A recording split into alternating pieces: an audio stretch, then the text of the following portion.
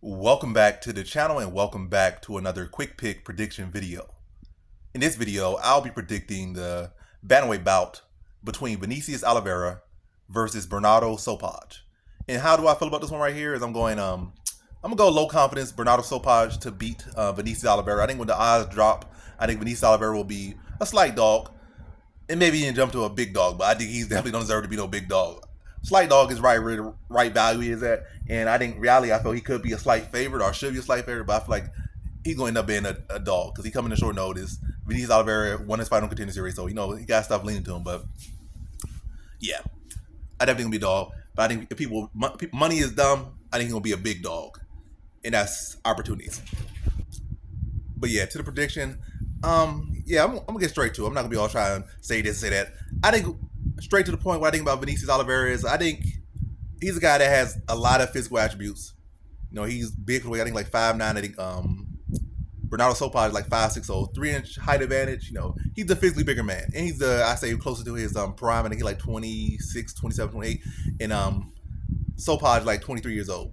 So he's closer to his prime. He's the bigger physical man. But there's a lot of things to not like about Vinicius Oliveira. Things to like about both guys, things to not like about both guys. But with Vinicius Oliveira, big for the weight class, good size, good strength, good build, bad cardio, bad pacing, sloppy offense, sloppy defense. He has moments where, technically is clean, but that mostly is like reactionary. Like you're trying to do the drill, and you find the moment you just athletically make it look clean. As far as actually having polished technique, it's not out doing a lot of wide looping shots. I think he counters well reactionarily, but as far as actual technique behind it, when he actually intending to do is not reflective. I think his based off reflex or triggered by reflex, pretty sloppy. He can gas himself out a lot of times, or see him taking deep breaths like 2 minutes into the first round. Very sloppy, leaves him open. Seen him get dropped several times in fights against Christian Quiones, and I think this other guy dropped him and finished him. Yeah, hands are always very low. It's not like he has some super chin either, so he keeps his hand low all the time, swinging for the fences all the time. It's always susceptible for counters. So yeah, when you put him on the defense, he starts to wilt. You start putting him on the back plate because he don't have the defense. And I think with a guy like Bernardo Sopaj, I think he's a exciting young talent. The guy been fighting, really actually fighting since he's been like 15, 14, kind of like how Rory McDonald did back in the day. Started very young. I don't know if those, I would say those pro fights, but that's about as pro as you could get, like amateur fights, like literally fighting another child. Y'all having that legit MMA fight. Probably a little bit more lenient, but you're still taking real damage. But yeah. To the point.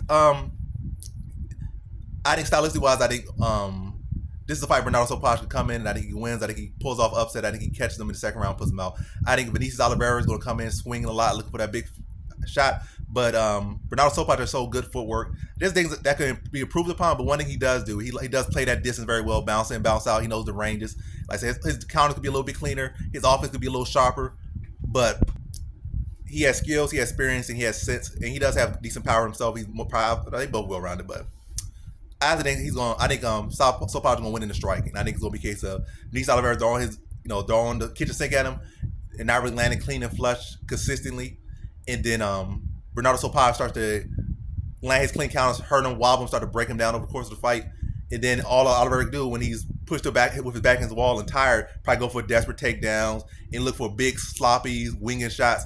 Now when he gets fatigued and broke down, he starts swinging those big loopy, sloppy shots. I think Oliveira's gonna catch him with like a check hook or something, or catch him, walk him, lead him to an overhand, drop him, and finish him off in the second round. Probably I'm saying late second round, probably 3 to 4 minutes into that second round. So in this one, I got Bernardo Sopaj via second round TKO.